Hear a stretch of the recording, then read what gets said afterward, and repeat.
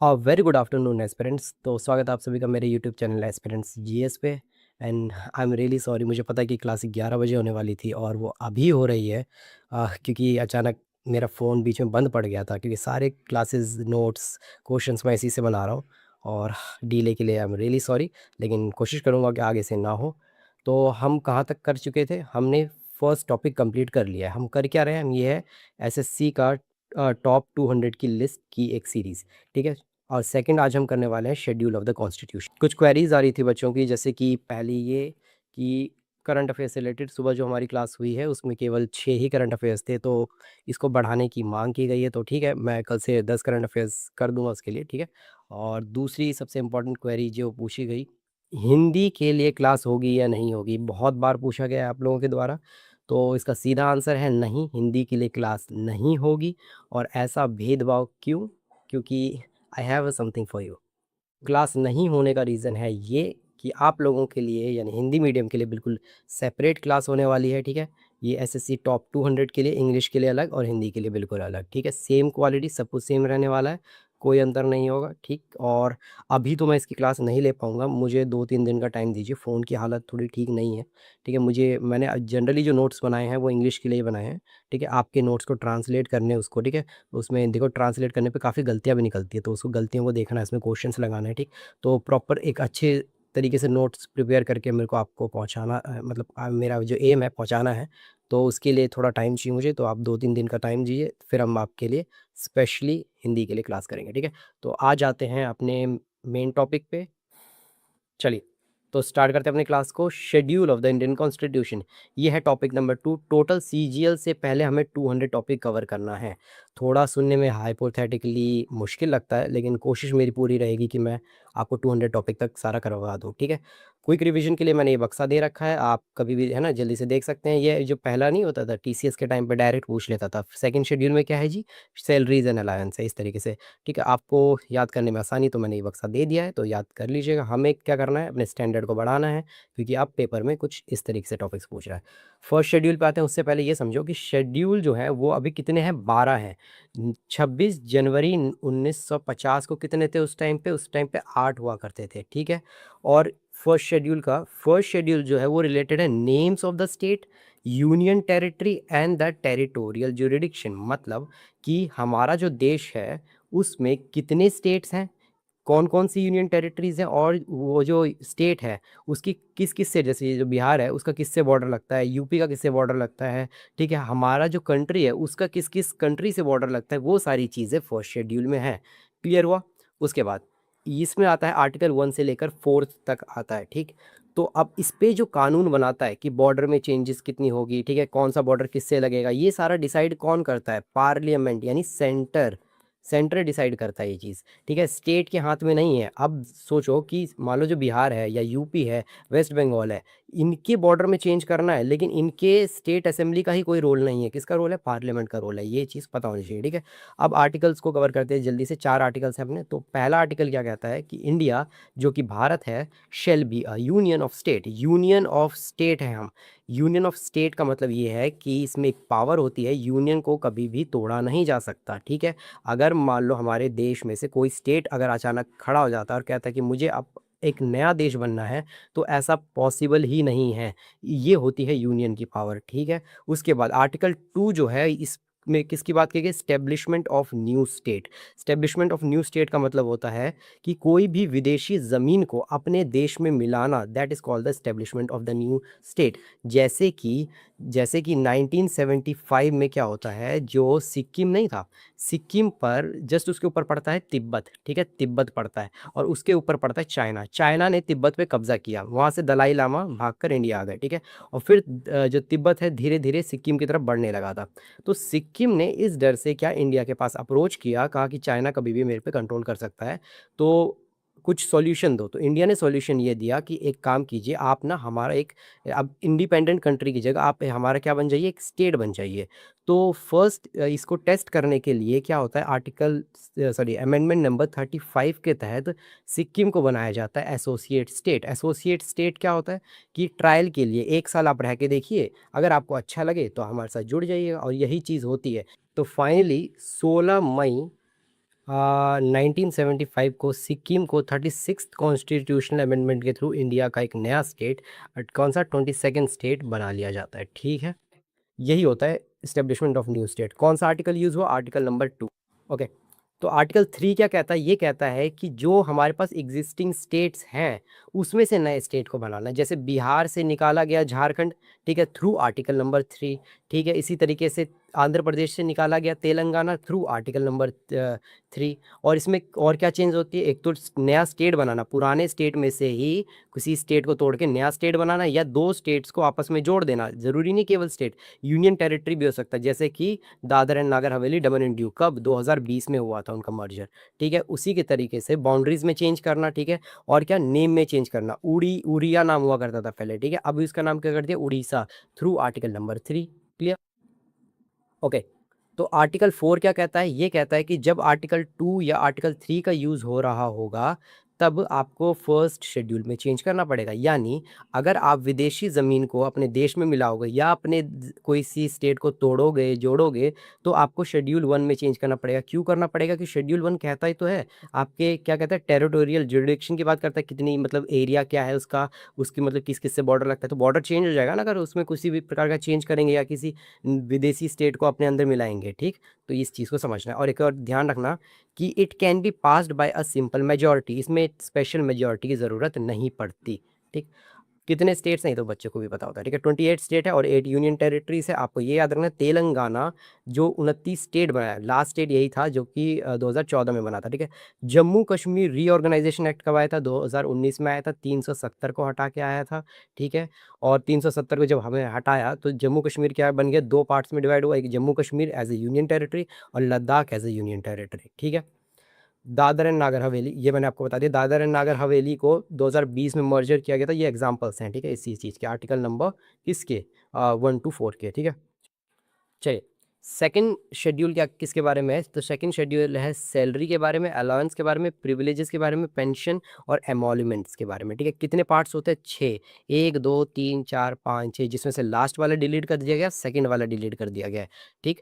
अब इसके कौन से पार्ट को आपको याद रखना है, तो केवल बी पार्ट को याद रखना है, जिसको हटा दिया गया, अबॉलिश कर दिया गया, जो कि था प्रीवी पर्स, किसके, 26th कॉन्स्टिट्यूशनल अमेंडमेंट 1971 के टाइम पे इंदिरा गांधी थी। ये था क्या, प्रीवी पर्स, जो मोनार्क नहीं होते थे, रजवाड़े नहीं हुआ करते थे, वो मतलब देश आज़ाद कब का हो गया है, फिर भी इनको भत्ता मिलता था, ठीक है, भत्ता मिलता था। तो ये इंदिरा गांधी जी ने बोला कि मौसा लग रहे होगे तुम हमारे, तो इनसे ये अधिकार छीन लिया, ठीक है, प्रीवी पर्स का। तो ये है अपना प्रीवी पर्स जो पार्ट बी में था, जिसको हटा दिया गया कॉन्स्टिट्यूशनल अमेंडमेंट 26 के थ्रू, ठीक।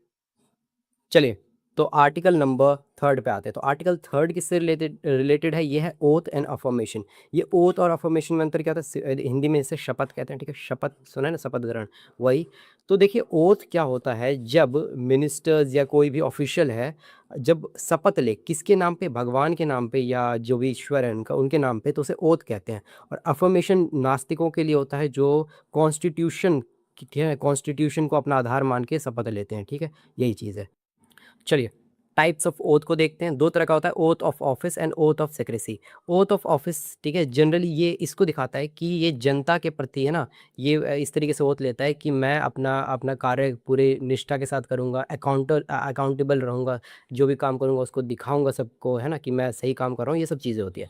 सीक्रेसी में ना वो अपने काम को गोपनीय रखता है, ठीक है, शो नहीं करता कि मैं ये काम कर रहा हूँ, मैं वो काम कर रहा हूँ, ठीक है, इस तरीके से। अब ये याद रख लेना बस आपको, मिनिस्टर्स जो होते हैं ना वो दोनों ओथ लेते हैं, ठीक है, ओथ ऑफ ऑफिस और ओथ ऑफ, ठीक है, सीक्रेसी दोनों लेते हैं, ठीक है, इसमें ज़्यादा इंपॉर्टेंट था नहीं, ठीक है। द ओथ, जो प्रेसिडेंट को जो ओथ दिलाता है वो कौन दिलाता है, चीफ जस्टिस ऑफ इंडिया।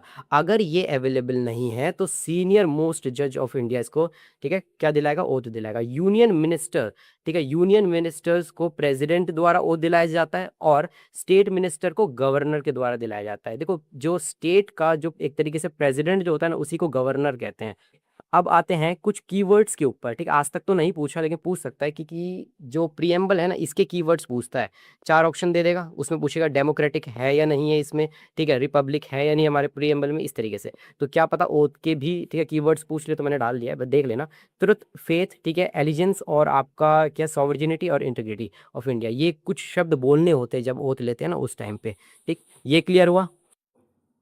तो फोर्थ शेड्यूल किससे रिलेटेड है? तो फोर्थ शेड्यूल है allocation of seats Rajya Sabha. Rajya Sabha में कितनी सीट होगी from state and union territories, ये बताता है आपका फोर्थ शेड्यूल। अब इसके लिए प्रोविजंस क्या है? Article number 80 composition of the Rajya Sabha, ये आर्टिकल्स बहुत इंपॉर्टेंट है, ठीक है। उसके बाद इसको कहते क्या है? काउंसिल ऑफ स्टेट कहते हैं, इसको परमानेंट आपका हाउस भी कहा जाता है, इसको अपर हाउस भी कहा जाता है, राज्यसभा भी कहा जाता है, ये सब इसी के नाम हैं।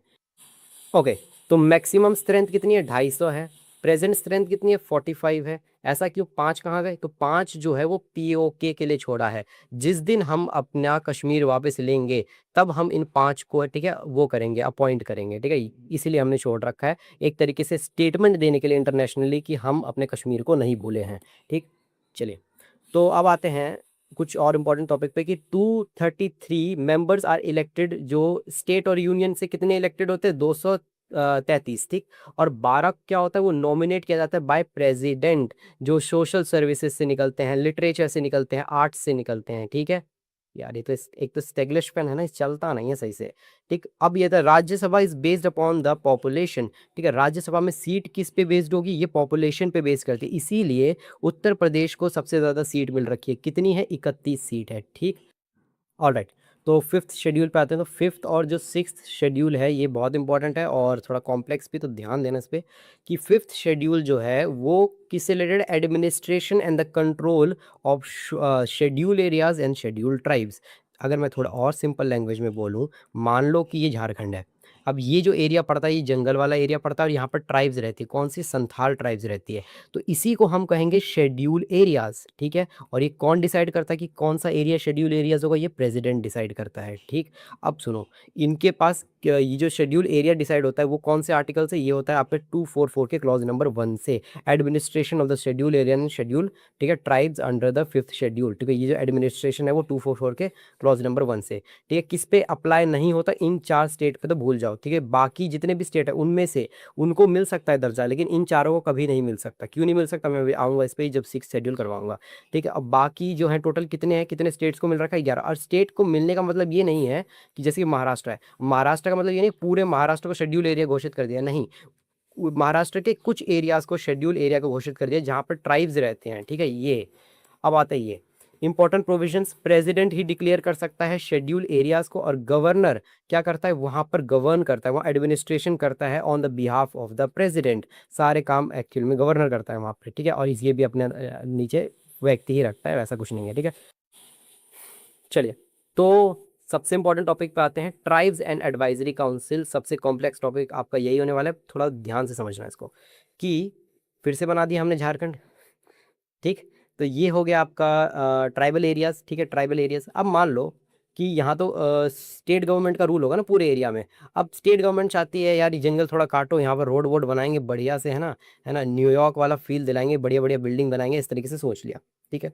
अब पेड़ काट दिए, इनके पास तो हथियार सब है नहीं, तो ये विरोध करेंगे, वही संथाल वाली, ये तो ब्रिटिश वाला काम हो गया। तो इनके डिग्निटी को बचाने के लिए, इनके कल्चर को, ठीक है, इनके वजूद को बचाने के लिए तो क्या करती है सरकार? ट्राइब्स एडवाइजरी काउंसिल बनाकर देती है फिफ्थ शेड्यूल के एरियाज को। जैसे कि मान लो ये फिर से हमारा झारखंड, ये हमारा शेड्यूल एरियाज। अब यहाँ से एक रोड निकालना चाहती है, ठीक है, गवर्नमेंट, इसको थोड़ा इधर ही वाले जंगल को काट के, ठीक है।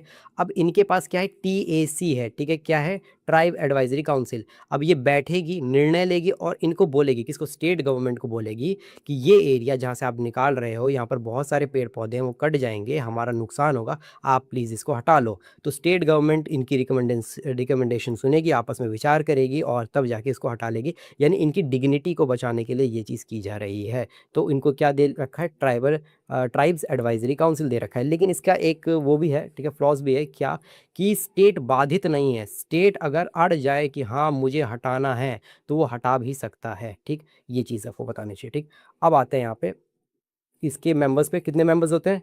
20 मेंबर्स होते हैं। और इसका जो 3 एंड 4th जो मेंबर होने चाहिए वो representative of the scheduled tribes in a state legislative assembly, ठीक। अब प्रेसिडेंट के पास पावर है, मैंने बता दिया था कि उसको वही डिक्लेयर कर सकता है शेड्यूल, और गवर्नर उसको गवर्न करता है उस एरिया में, ठीक।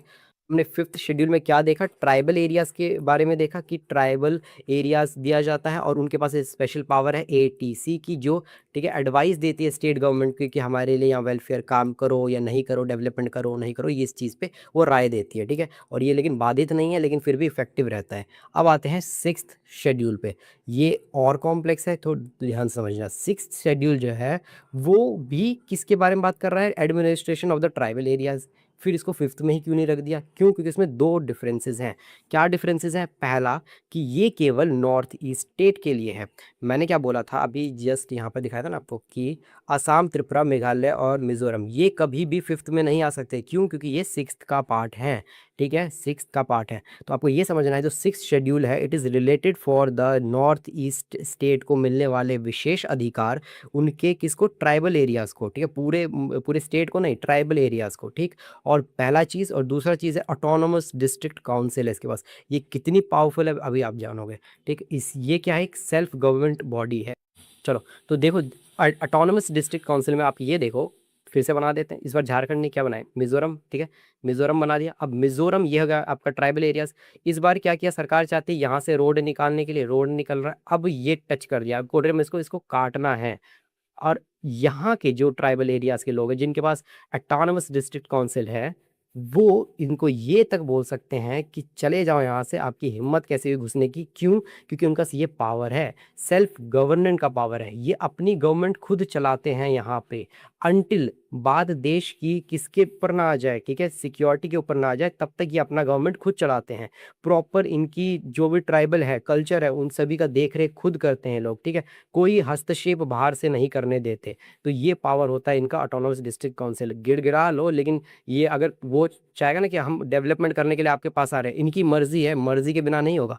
और उसमें क्या था, फिफ्थ वाले में एडवाइस देते थे कि मत कीजिए, ठीक है, नहीं कीजिए या मत कीजिए इस तरीके से, लेकिन इसमें एडवाइस नहीं, सीधा ऑर्डर दिया जाता है कि चले जाओ यहाँ से, ठीक। क्लियर है वो चीज़, ठीक है। अब आते हैं इसका कौन से प्रोविजन है, दो याद करने हैं। एक आता है 244 का टू, ठीक है, 244 का वन कौन सा था, वो था आपका, मैंने बताया नहीं, बताया, बता दिया था, ऐसे ऐसे नहीं बताया क्या, कि एक सेकंड एक सेकंड, ये रहा, ठीक है। 244 का वन जो था वो आपका प्रोविजंस फिफ्थ शेड्यूल से है, और 244 का जो क्लॉज टू है वो आपका सिक्स शेड्यूल से, और उसके बाद 275 का क्लॉज नंबर वन, ये आपको ध्यान रखना है, ठीक है। ये चीज़ आपको सबसे ज़्यादा याद रखना है, ऑटोनोमस डिस्ट्रिक्ट काउंसिल क्या होता है, और दूसरा आपका ये एडवाइजरी ट्राइबल काउंसिल का होता है। कौन कौन से चार स्टेट, नॉर्थ ईस्ट के चार ही हैं, असम, त्रिपुरा, मिजोरम, मेघालय, असम, त्रिपुरा, मिजोरम, मेघालय, ठीक है, बार बार बोले याद हो जाएगा, ठीक, ये क्लियर हो। उसके बाद आपको ये ध्यान रखना है किस किस चीज़ पे लॉ बनाते हैं। वो जो था एडवाइजरी वाला लॉ बनाता था, नहीं, वो एडवाइजरी ही दिया करता था, लेकिन ये लॉ बना रहा है अपना किस चीज़ पे, लैंड पे। इनके इनके बिना कहने पे वहाँ पर ज़रा सी ज़मीन जो है ना, पत्ता भी नहीं ले सकते आप, फॉरेस्ट पे इज़म के एक एक पेड़ इनके अंदर आता है, ठीक है। उसके बाद एग्रीकल्चर वहाँ क्या होगा, वहाँ विलेज एडमिनिस्ट्रेशन कैसे होगा, सोशल रिफॉर्म कैसा होगा वहाँ पर, मैरिज, और जैसे मैरिज का एक रूल बताता हूँ मैं, कि हिंदू कोड बिल के अनुसार इंडिया में पॉलीगैमी मना है, किसके लिए, हिंदूज़ के लिए, हिंदू शादी नहीं कर सकता एक से ज़्यादा, ठीक है। और लेकिन जो हिंदू नॉर्थ ईस्ट में रहते हैं, और वो भी किस में, सिक्स्थ शेड्यूल वाले एरियाज़ में, उनके पास ये पावर है कि वो पॉलीगैमी को प्रैक्टिस कर सकते हैं। ये चीज़ पता थी नहीं, चलिए। कंसिस्ट ऑफ मोर देन 30, इसमें उसमें कितने थे, 20 मेंबर्स, इसमें 30 मेंबर्स होते थे, और 4 नॉमिनेटेड बाय द गवर्नर, ये देख लेना ज़रा। अब एक बार फिफ्थ और सिक्स्थ को फिर से देख लेते हैं। तो फिफ्थ दोनों शेड्यूल एरियाज से ही रिलेटेड है, ट्राइबल एरियाज से रिलेटेड है, ज़्यादा उसमें अंतर नहीं है, लेकिन इसमें अंतर ये पड़ता है, एक तो इसका 2441 में आता है, ये 2442 में आता है, ठीक है। ये होता है, इसमें आता है ट्राइब्स की एडवाइजरी काउंसिल, इसमें ऑटोनमस डिस्ट्रिक्ट काउंसिल आता है, ठीक है। और क्या देखा था कि ये किसी भी स्टेट में अप्लाई किया जा सकता है, और ये केवल चार स्टेट में, कौन सा, असम, त्रिपुरा, मेघालय, मिजोरम, ठीक है। चलिए, ओके। सेवन शेड्यूल, इसी की मैंने क्लास करवाई थी, लिस्ट वाली, वही है। तो होता क्या सेवन शेड्यूल, ये होता है पावर का division, distribution of the legislative power, कि यूनियन किस चीज़ पे कानून बनाएगा, स्टेट किस चीज़ पे कानून बनाएगा, ठीक है, उसकी एक लिस्ट होती है, ठीक है, एक दायरा जिसे हम कह सकते हो। तो कौन कौन से होते हैं, union, state and concurrent list होती है, ठीक है। किस में आती है, आर्टिकल नंबर 246 में आती है, याद रखना, ये आती है 246 का क्लॉज नंबर 1, स्टेट आता है 246 का क्लॉज नंबर 3, कॉन्करेंट आता है 246 का क्लॉज नंबर 2, ठीक है। तो यूनियन लिस्ट में क्या देखना था, इसमें कानून कौन बनाती है, पार्लियामेंट यानी सेंटर बनाती है। कितने सब्जेक्ट्स थे 26 जनवरी 1950 के टाइम पे, 97। अभी कितने हो गए, 100 हो गए। इसमें जो टॉपिक्स आते हैं वो नेशनल इंटरेस्ट पे आते हैं, जैसे डिफेंस हो गया, फॉरेन अफेयर्स हो गया, बैंकिंग हो गया, करेंसी, रेलवेज, एटॉमिक एनर्जी। ठीक है। तो स्टेट लिस्ट में क्या है, स्टेट लिस्ट में स्टेट लेजिस्लेटिव कानून बनाता है 66। इसमें सब्जेक्ट्स हैं 61, मतलब 66 कब थे, 26 जनवरी 1950 के टाइम पे जब इन्फोर्स हुआ था कॉन्स्टिट्यूशन, और घट के कितने हो गए 61। 5 घट गया कि कहाँ चला गया, ये चला गया 42nd कॉन्स्टिट्यूशनल अमेंडमेंट के थ्रू 1976 में कॉन्करेंट लिस्ट में। ठीक है। ओके। इसमें कौन कौन से आता है, police, public order, agriculture, land और पब्लिक हेल्थ और लोकल गवर्नमेंट। ठीक। चलिए, कॉन्करेंट लिस्ट में क्या आता है, दोनों साथ में मिलकर कानून बनाते हैं। कितने, 47 सब्जेक्ट से 5 जुड़ गए, याद है, तो कितने हो गए, 52 हो गए। कौन कौन से टॉपिक्स को जोड़ा गया, मतलब इसमें कौन कौन से टॉपिक्स है, ये देखो, एजुकेशन है, फॉरेस्ट है, मैरिज है, इलेक्ट्रिसिटी है, लेबर वेलफेयर और क्रिमिनल।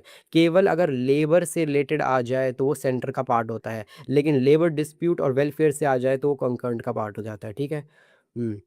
चलिए, तो सब्जेक्ट नॉट मेंशन इन, जो किसी लिस्ट में जो किसी का नहीं होता वो रेजिडरी लिस्ट का होता है। यानी जो 26 जनवरी 1950 में जो चीज़ें नहीं बनी थी, जैसे तभी एआई था, नहीं था ना, ऐसे टॉपिक्स को किस में दो, किसको दोगे, यूनियन को दोगे, स्टेट स्टेट को दोगे, कंकर्न लिस्ट में डालोगे, किस में डालोगे, तो इसको रेजिडरी लिस्ट में डालते हैं, नाम का है, क्योंकि इसमें बनाता तो पार्लियामेंट ही कानून बनाता है। ठीक है। आर्टिकल नंबर 248 के अंदर आता है ये। ठीक। चलो, ओके। अगर अगर दोनों में बहस हो जाए, कॉन्करेंट लिस्ट के टाइम पे दोनों कानून बना रहे हैं, स्टेट और सेंटर, और बहस हो गई तो किसकी बात सुनी जाएगी, सेंटर की सुनी जाएगी। आर्टिकल नंबर 254 के अंदर ये बोला गया है। ठीक है। अच्छा, चलिए, तो एट्थ शेड्यूल क्या बोलता है, ये लैंग्वेजेस से रिलेटेड है। दो इसमें प्रोविजंस याद करने, 344 का क्लॉज नंबर 1 और 351 बहुत इंपॉर्टेंट है ये। क्यों, क्योंकि ये बोलता है जो हिंदी है ना, हिंदी, वो, अरे, हिंदी जो है वो एक हमारी राज्य भाषा है, जिसको राष्ट्रीय भाषा बनाओ, यानी हिंदी को प्रेरित करता है। ये किसने, ये जब हमारे जो कॉन्स्टिट्यूशनल मेकर्स थे, उन्होंने ये चीज़ लिख के गए थे कि हिंदी को हमें आगे चल के देश की सबसे नंबर 1 लैंग्वेज बनानी है, यानी अपनी राष्ट्रभाषा बनानी है। लेकिन या तो लैंग्वेज पे ही वॉर हो रहा है। ठीक। और इतना सारा लैंग्वेज याद करना है क्या, जो ये ऑफिशियल लैंग्वेजेस है, कितने हमारे पास, 22 लैंग्वेजेस है। ठीक है। ये बिल्कुल याद नहीं करना है, लेकिन लेकिन अगर आपको नॉलेज में पता होना चाहिए, ठीक है, कि कौन कौन से ऑफिशियल लैंग्वेज है। क्योंकि बच्चे क्या कर देते हैं, इंग्लिश को बोल देते कि ऑफिशियल लैंग्वेज है। भाई, कहाँ घूम रहे हो, नहीं है इंग्लिश। ठीक है। ओके। अब सबसे इंपॉर्टेंट, ठीक है, वो करो ना करो, ये तो बिल्कुल कर लेना। ठीक है। 21st अमेंडमेंट के थ्रू सिंधी को जोड़ा गया। ठीक है, सिंधी लैंग्वेज को जोड़ा गया कब, 1967। 71st अमेंडमेंट के थ्रू कोंकणी, मणिपुरी और नेपाली को जोड़ा गया था। ठीक है, कोंकणी और मणिपुरी और नेपाली 1992 में। 92nd कॉन्स्टिट्यूशनल अमेंडमेंट के थ्रू बोरो, डोगरी, संथाली, मैथिली को जोड़ा गया था। ठीक, ये चीज़ तो जोड़ लो जरा, 1 2 3 4 5 6 7 8, यानी ऑफिशियल लैंग्वेज शुरुआत में कितने रहे होंगे 26 जनवरी 1950 को, ये रहे होंगे 14। 8 जोड़ दोगे तो हो जाएगा आपका 22। ठीक है, अभी 22 लैंग्वेजेस है। ठीक, अच्छा यहाँ लिखा हुआ है। ठीक है, ओरिजिनली 14 लैंग्वेजेस थे, अभी 22 हो गया। इंग्लिश नहीं है पार्ट। ठीक है, संस्कृत सबसे कम बोली जाने वाली और सबसे पुरानी भाषा। ठीक, उसके बाद आपका 8th शेड्यूल है, वो नॉट डिटरमाइन द, हमारे 8th शेड्यूल में क्या नहीं है, नेशनल लैंग्वेज नहीं है, लेकिन हिंदी को प्रमोट करने के लिए बोला गया। और एक और चीज़ ध्यान रखना है कि हिंदी को ऑफिशियल लैंग्वेज ऑफ यूनियन, अपने यूनियन की ऑफिशियल लैंग्वेज घोषित कर रखा है आर्टिकल 343 के अंदर। और इंग्लिश जो है ना, वो आपकी ऑफिस लैंग्वेज कहलाती है। ठीक है। चलिए, 9th शेड्यूल पे आते हैं। तो 9th शेड्यूल को ऐड किया गया था फर्स्ट कॉन्स्टिट्यूशनल अमेंडमेंट ऑफ 1951 के थ्रू। क्या था ये, थोड़ा इजी लैंग्वेज में समझते हैं। देखिए, इसका मीनिंग बहुत ब्रॉड है, लेकिन हम थोड़ा बेसिक से समझ लेते हैं तो ठीक रहेगा। होता क्या है ना, 1951 का टाइम चल रहा था, ठीक है, उस 50s के टाइम पे। तो उस टाइम पे जो ज़मींदार थे वो बहुत अमीर थे, उनका ज़मीन ही ज़मीन पड़ी हुई थी। ठीक है। और जो गरीब थे, मतलब ज़्यादातर पॉपुलेशन हमारी गरीब थी, उनका ज़मीन तक नहीं था, और ये ज़मींदार इनको एक्सप्लॉइट करके इनसे ज़मीन खींच लेते थे, साहूकार, आपको याद हो। तो सरकार ने ये देखा, और सरकार ने क्या सोचा कि इनसे कैसा न कैसे करके ज़मीन खींचनी पड़ेगी। जब सरकार इनसे मांगने की शुरुआत तो प्यार से मांगने गई थी, भूदान आंदोलन से, लेकिन इन्होंने देने से मना कर दिया, नहीं दे रहे हम, चला जाए यहाँ से। तो फिर क्या होता है, नेहरू जी ने लगाया दिमाग, और क्या करवाया फर्स्ट कॉन्स्टिट्यूशनल अमेंडमेंट 1951। क्यों करना पड़ा ये, क्यों, जब वो मांगने जाते थे ना और बोलते थे सरकार है तो मतलब पावर तो रहेगी, लेकिन उनके पास था प्रॉपर्टी की राइट। प्रॉपर्टी राइट, अगर आपको याद हो, तभी फंडामेंटल राइट हुआ करता था। ठीक है, गोलकनाथ केस में इसको बहुत अच्छे से बताया गया था कि कोई भी फंडामेंटल राइट को छेड़ेगा नहीं। ठीक है, तो इसी वजह से प्रॉपर्टी की राइट को छेड़ नहीं सकते, तो जमींदार बिल्कुल सिक्योर शील्ड में थे। तो इन्होंने किया फर्स्ट कॉन्स्टिट्यूशनल अमेंडमेंट, ठीक है, 1951 में लाया आर्टिकल नंबर 31 बी, ये कि सोशल जस्टिस, सोशल रिफॉर्म के लिए अगर ऐसे लोगों से ज़मीन छीननी भी पड़े, अगर सिंपल लैंग्वेज में समझा रहा हूँ, तो वो आपका फंडामेंटल राइट का कोई उल्लंघन नहीं होगा, ये चीज़ बोल दी। तो यही था 9th शेड्यूल, ठीक है, क्लियर हुआ ये? तो 9th शेड्यूल फर्स्ट अमेंडमेंट 1951 में लाया गया। 31 बी लैंड रिफॉर्म से रिलेटेड था, ठीक, ठीक है।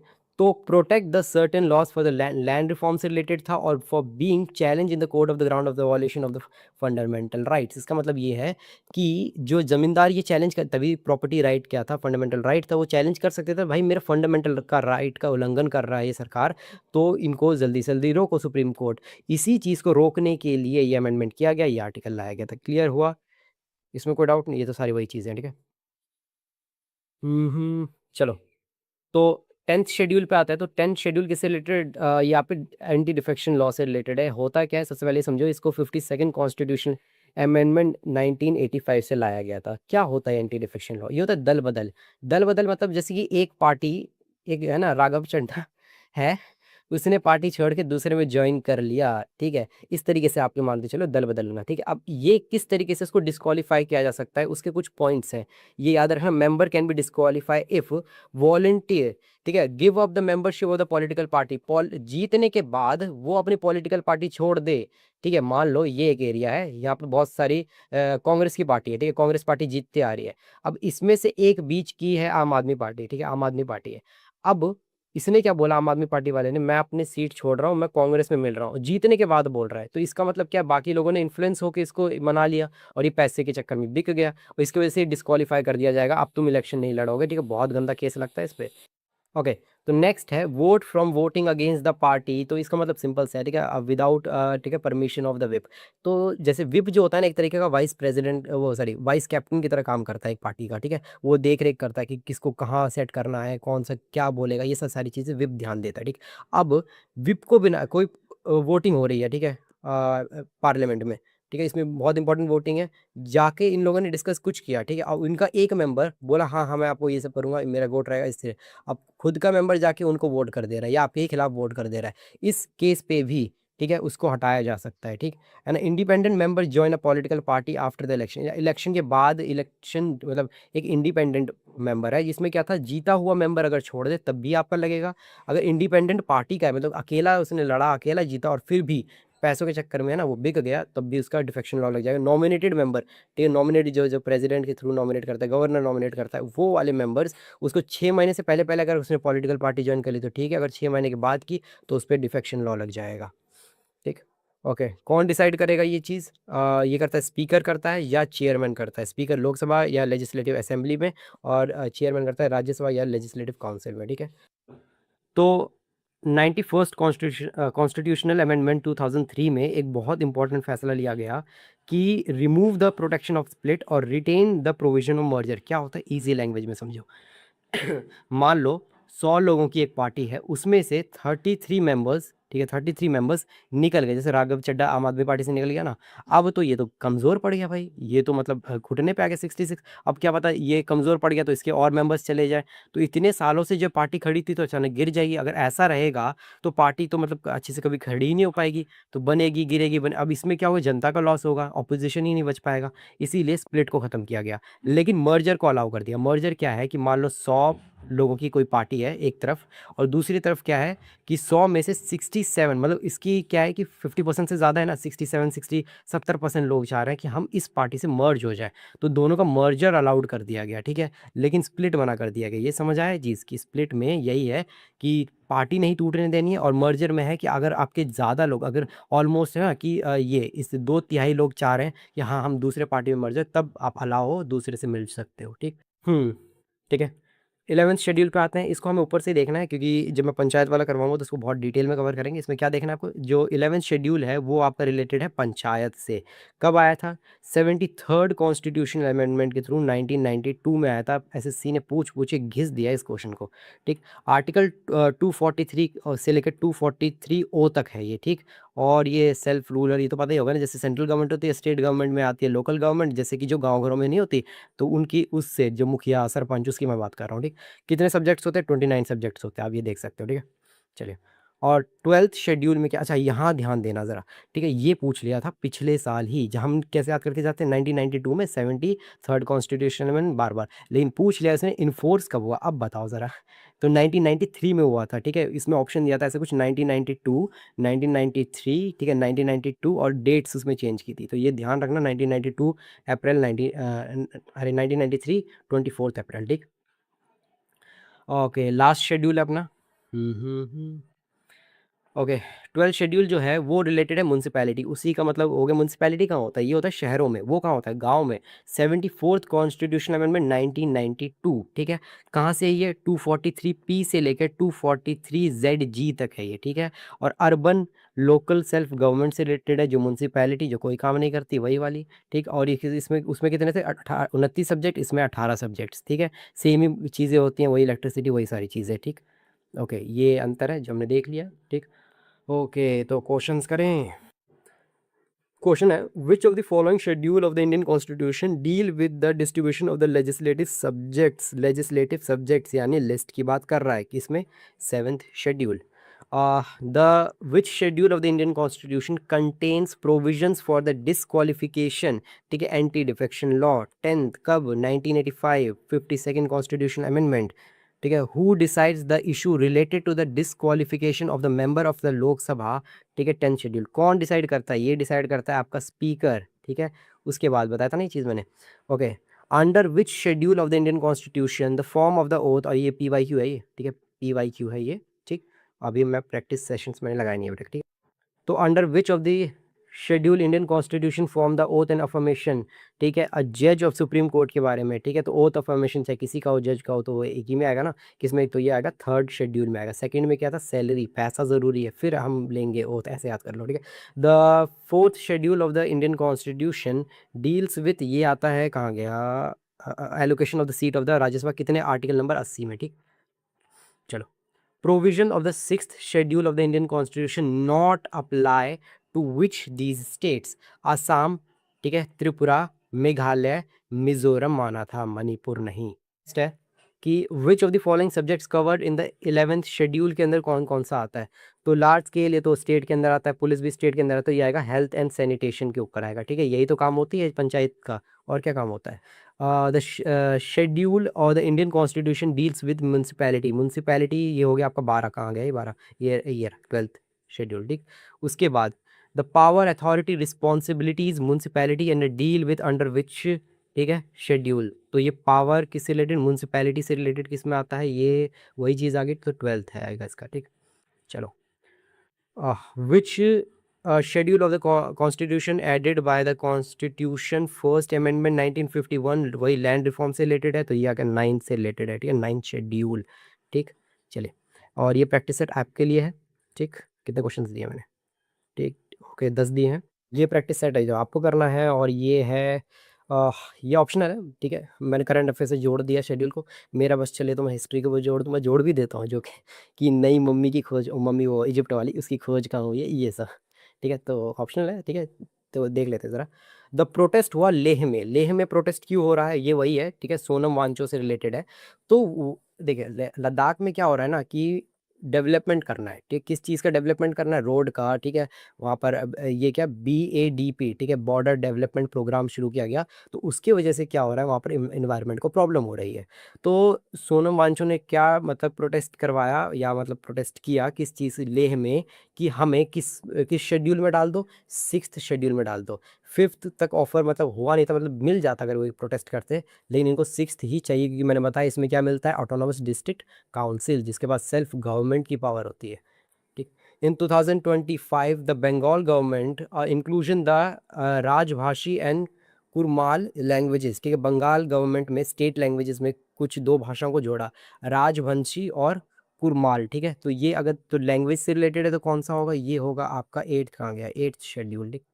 नेक्स्ट है कि 2025 में सुप्रीम कोर्ट ने बोला, क्या बोला, तेलंगाना के assembly speaker to decide, speaker को बोला कि आप डिस्क्वालीफाई करो 10 BRS के MLA, वहाँ की एक पार्टी है, उसके MLA को, ठीक है, डिस्क्वालीफाई करो। डिस्क्वालिफिकेशन ये यानी ज़रूर ये किससे रहा होगा, ये 10 शेड्यूल से ही रहा होगा, है ना, डिस्क्वालिफिकेशन है तो, ठीक है, दल बदल से रिलेटेड।